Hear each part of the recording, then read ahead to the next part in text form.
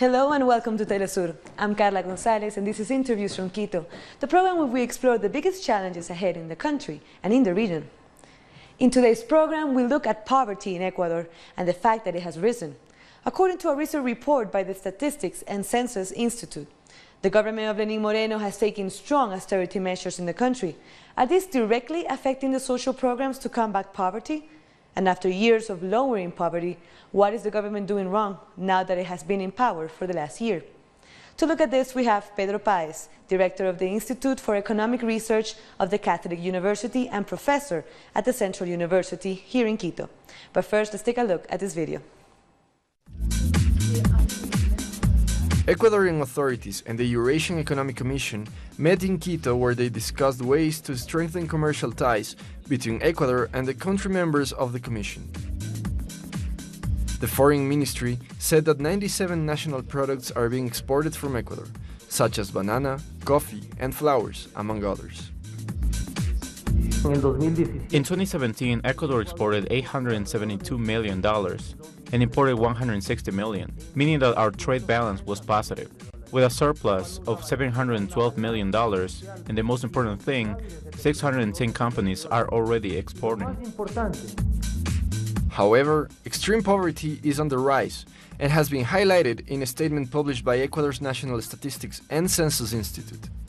Areas most affected are near the coast, such as the city of Guayaquil, which has the highest poverty rates at 14.1% between 2017 and 2018. Quito also showed an increase in poverty from 7.8% to 12.8%. We can expect an increase in poverty. We can expect to see the employment figures decrease. If we continue to aim at decreasing public spending and also decrease the possibility of being able to finance the state through taxes. Several Ecuadorian social organizations have expressed their concern about the rights of the workers and highlight the fact that President Moreno's economic policies are only benefiting big companies. What is happening after a decade shows the weakening of the economy. A change of public policies that before, companies which had a higher ability to generate employment no longer can. The government's message to embrace new economic deals has been loud and clear, particularly since the visit of the United States Vice President. The government will continue to look for investment and will also try to be part of the Pacific Alliance in the coming days. So thank you for being with us, Pedro. So poverty and inequality have risen in Ecuador. What's been going on? Well, this is a very complicated issue because you have the traditional mechanisms of underdevelopment operating here, but on top of that you have the triggering of new processes linked to the specific condition of dollarization in Ecuador, with the mutilation of policy space. In terms of monetary policy, exchange rate policy, we have a kind of jail in terms of the development of the relative prices. And today we have deflation.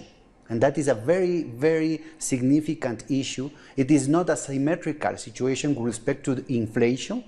Deflation portrays a cycle of debt deflation that an American economist, Irving Fisher, studied 100 years ago, that is at the core of the most destructive processes of capitalism that affects principally the popular economy, the most vulnerable sectors of the economy. So even if you could have some contradictory indicators about employment, about unemployment, what you have here is a structural break in which a new type of phenomena is deploying into the economy, causing this sharp deterioration of the social indicators.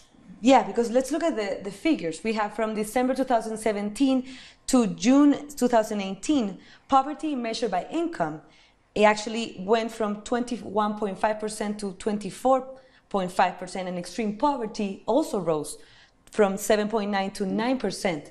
But on the other hand, we have unemployment actually lowering, so more people are employed. Yeah, well, look, first of all, I think it's very important to pass from the percentage to the number of people. Those figures meant that 500,000 Ecuadorians had went down to poverty from Christmas to today. 500,000. In comparison, that meant that during the previous decade, you have a very significant effort in terms of income distribution, in terms of social expenditure, and that achieved a reduction in poverty of around 1.7 to 2 million people. And in one semester, we have reversed this situation in more than 1/3. 500 million Ecuadorians. Just in Quito, that meant 150,000 inhabitants in Quito going to poverty in one semester. That's terrible. Yeah, because we have the figure actually goes into poverty levels in each of the cities in Ecuador, and Quito being the capital, that is usually the places that have most wealth, actually goes from 7.8 to 12.8% of poverty. How can we explain that? Yeah, precisely, because you have a situation in which it is not only the traditional features of the labor market imperfections, to say, with respect to the capitalist economies, in which you have a very significant portion of the economically active population that were never engaged into wage-led relations of employment, but rather in terms of self-employment, right? But the problem is that both people living out of a salary and people living out of the sales of the small production are facing a reduction in their nominal prices. And that is precisely what is happening now. And that is not reflected in the traditional indicators of the labor market. That is why you have a tendency to present the correspondency between full employment and the evolution of full employment with respect to poverty. That has been broken now, because you have, even if you have an informal, the so-called informal employment, that is better to call a popular economy, that meant units of production that are not led by the priority of profits or the priority of accumulation, but rather the welfare of the family, no? That are facing a very sharp constraint by the market, because their costs and their future costs, signed by nominal contracts, are committing themselves to a level of expenditure that they are not going to have in terms of the nominal income, in terms of the cash flow. And that is precisely what provokes this contradiction between the evolution of the indicators of the labor market and the sharp deterioration in terms of poverty.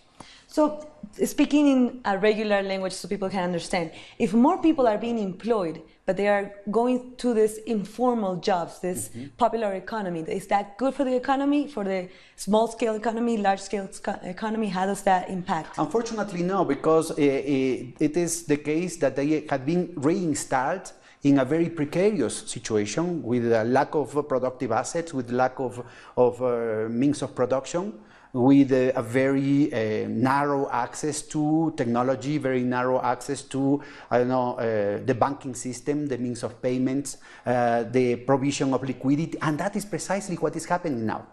You know, before dollarization, when we have our own national currency, the dollars went out for paying imports, for paying other components of the balance of payments, but we retained the sucres that circulated in the economy. Today, physically, the bills went out in every international transaction. And that is precisely that has constrained the economy. On top of the solvency problems, you have a liquidity problem that could be a conjunctural one, but could trigger a very, very heavy problem in terms of the survival of the productive unit. And we are not talking about a juridical person, a fictional person in terms of the corporation, the enterprise, in which you can claim that you are bankrupt and you can close the doors of the enterprise and your family is okay. We are talking about the family directly exposed to these conditions, this uncertainty of the market. So in terms of creativity and innovation, it is theoretically a potentiality among this entrepreneurship of the social economy. But in the real terms of the market, this is a meal of human flesh. We are destroying families. We are destroying productive and social tissue. We are destroying human lives. So when you talk that 500,000 Ecuadorians out of a population of 16.5 million inhabitants here have gone down to poverty in one semester, we are talking about a tragedy. A very rapid expansion of very bad conditions in terms of living conditions, but also in terms of productive conditions that could have a horizon of not only of pessimism, but a horizon of crisis. And that is precisely what you have here. In terms of informal terms, the rate of unemployment, of open unemployment, has gone down. That is a very promising factor. But at the same time, that figure is hiding the fact that the real operation of the market had change of horizon towards a depressive market. And that is what is happening in the economy. We need a very sharp stimulus policy on behalf of the government, on behalf of the private sector, in terms of provide to the public of means of payments, of means of circulation, of cash flow, in order for the economy not to stop, in order to prevent that a small problem of liquidity could become a problem of solvency. But there has also been another criticism to the private sector, since now they're saying that due to the austerity measures in this government, they are the ones responsible for creating jobs. Mm-hmm. But they haven't created jobs? They haven't done. ICLAC, CEPAL in Spanish, the United Nations Commission for Latin America, had diagnosed this situation decades ago as the insufficient dynamics of capitalism in the continent. Precisely because it is not able, this very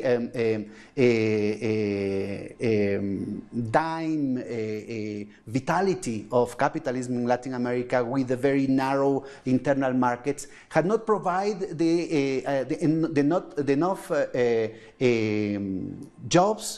wage jobs, in order to absorb the demographic dynamics in Latin America. And that had created not what Marx called the industrial army of reserve, that is functional to the accumulation of capitalism, but rather a mass of the population that is totally dysfunctional, or afunctional to capitalism, that requires other logics of production, other type of priorities in their development. And that is precisely what the type of regime of accumulation, the type of model of accumulation has not provided yet. Because the priority here in our countries is the rate of accumulation, the rate of profit. We are talking about the whole segment of the population that cannot have hopes to be engaged with better jobs, with better salaries, with dynamic in terms of career, in terms of stability. We are talking about this segment of the market that is prone to permanent instability, to permanent bankruptcy, to permanent menaces and permanent threats on behalf of the volatility and the hostility of capitalism. Always victims of the very high prices of the monopolies, of the oligopolies, of the oligopsonies. Oligopolies in terms of the sales, oligopsonies in terms of the buyings. So we are talking about people that are suffering for all the possible dimensions, the bad sides of capitalism. And that is precisely what is expressing today. And it's very difficult for the traditional measures of the labor market, thought in terms of what is the behavior of the labor markets in the industrialized countries, to reflect that situation.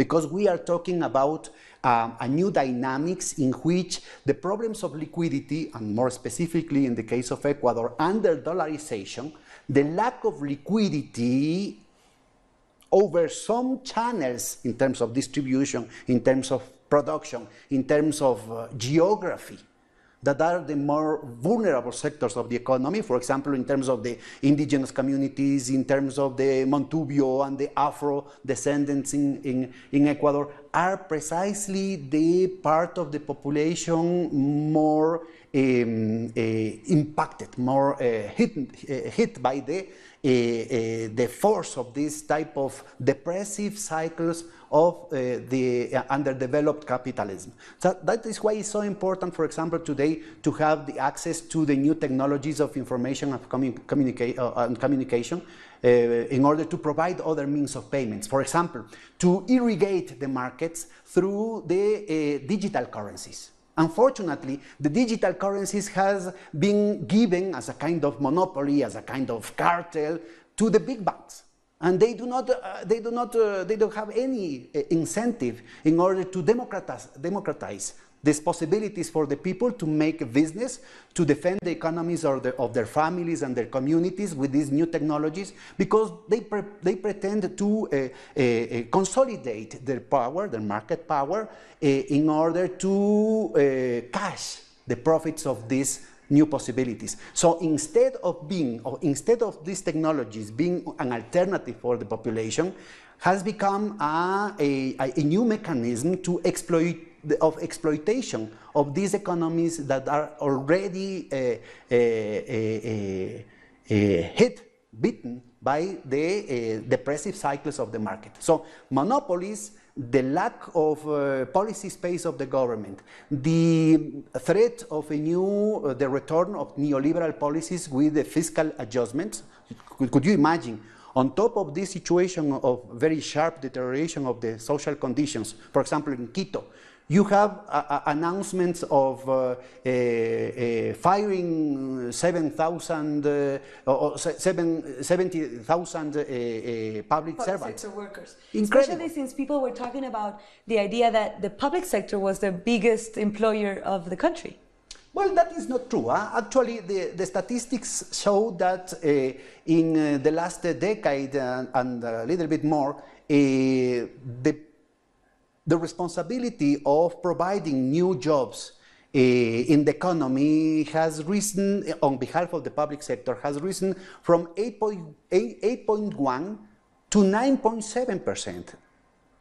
Has dropped since 2015 to around 8.7. So it's very, very marginal, the increase of the participation, the contribution of the public sector in the provision of jobs. This is mostly linked to the public discussion, this narrative of the fundamentalist of the market in the fake struggle against an oppressive state. The state has always serving principally the conditions and the needs of the oligarchy, of the big monopolies in our countries. And also connects to it the idea that the government announced that all these ministries and secretariats were going to be eliminated. Doesn't that affect also? Precisely. Under these conditions, these ongoing conditions, we are talking of one whole year of deflation in Ecuador.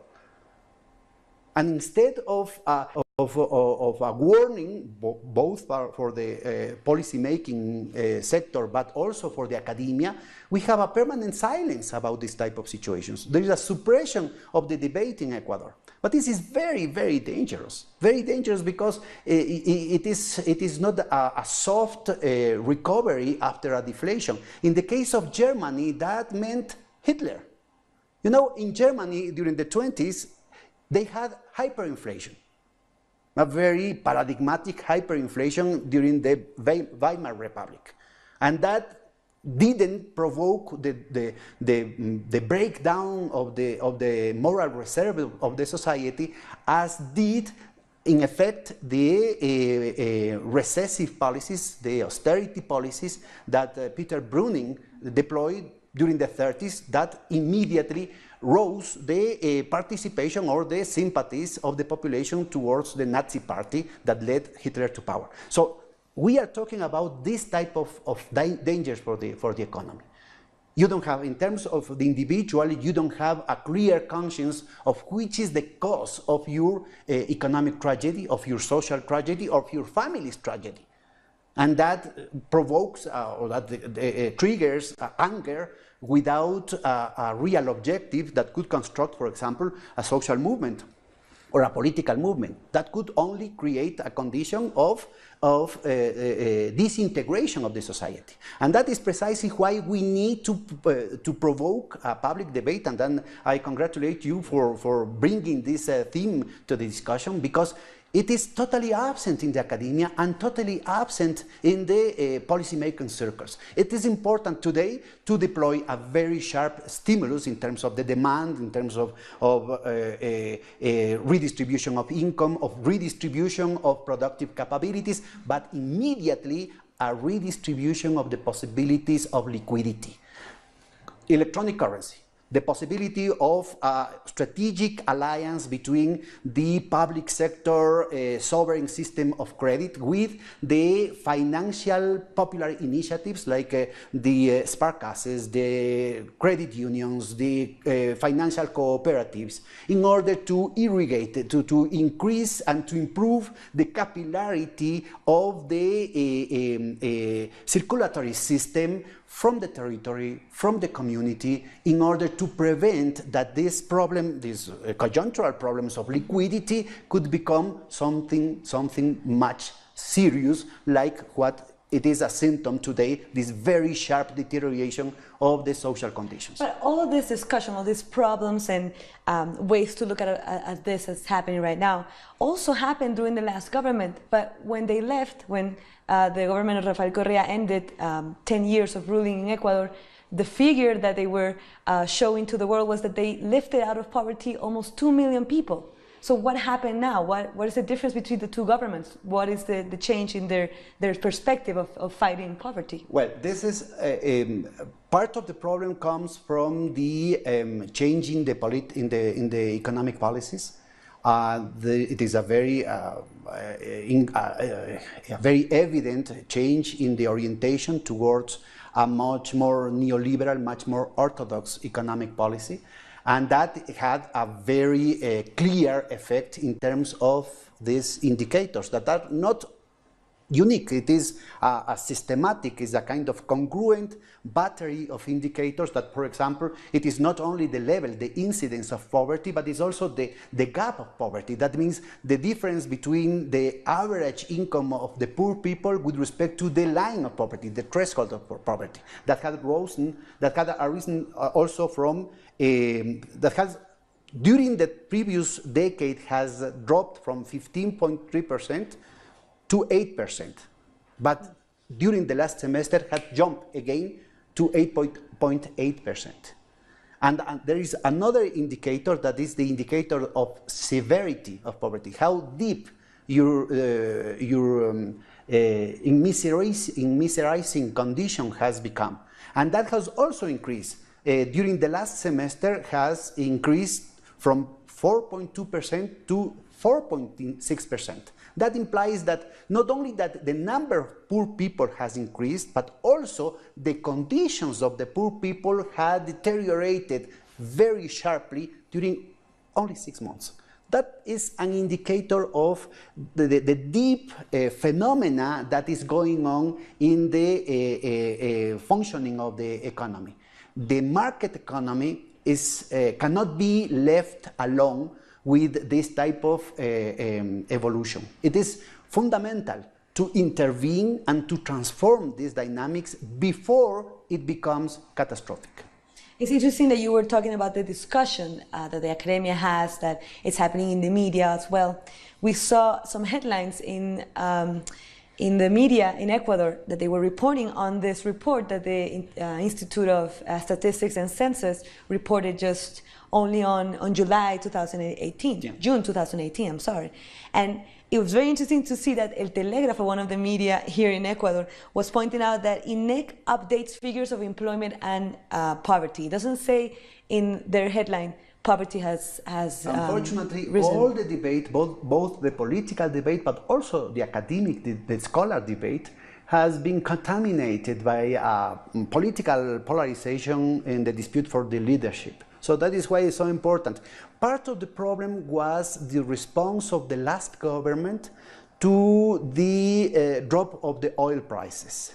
Unfortunately, instead of counter-cyclical policies that were attempted by the government, what you have is the predominance of the response of the banking system that provoke a credit crunch, that amplify the negative effects, the destructive effects of the drop in oil prices that, of course, in an economy like the Ecuadorian one is very heavy because it's the main source of dollars, the main source of revenues for the state, the main balance in the balance of payments to the very high propension to imports that we have in Ecuador. More so with the doubling of the GDP during the last decade, no? And the redistribution of income that created new dynamics in terms of several segments of the population that were significantly blocked during the previous decades. So this repressed consumption suddenly exploded and created that vulnerability in the dynamics of the external sector, in the dynamics of the public sector.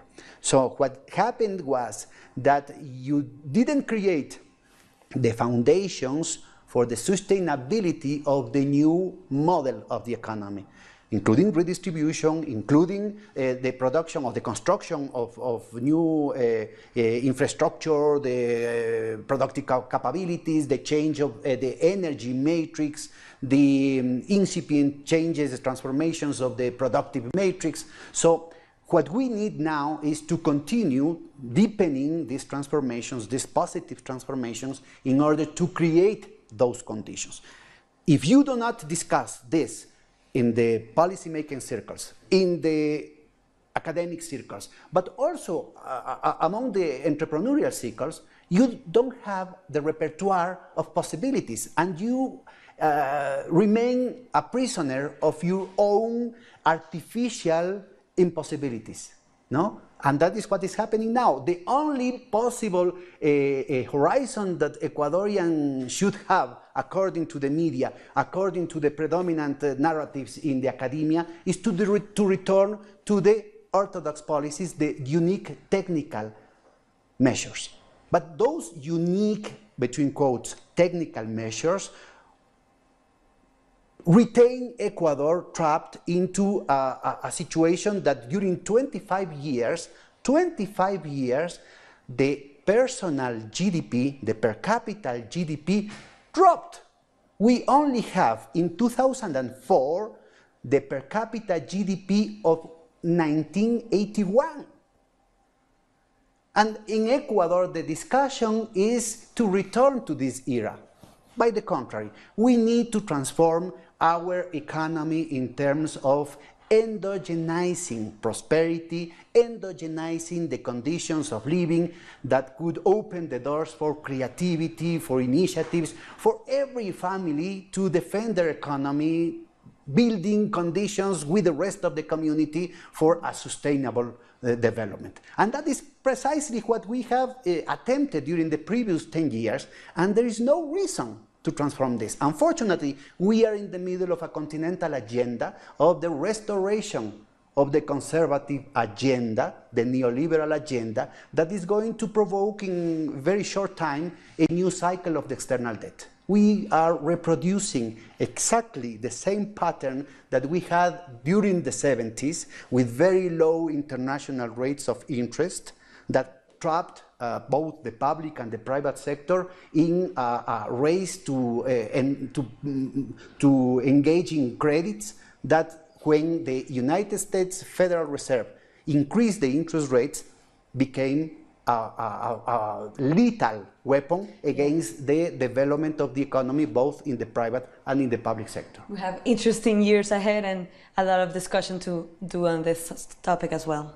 Thank you very much, Pedro, for your time. So we've been talking to Pedro Paez, Director of the Economic Research Institute of the Catholic University and a professor at the Central University, about the levels of poverty rising in Ecuador and what can be done to stop it. This is Interviews from Quito. I'm Carla Gonzalez. Thank you very much for watching, and until next time.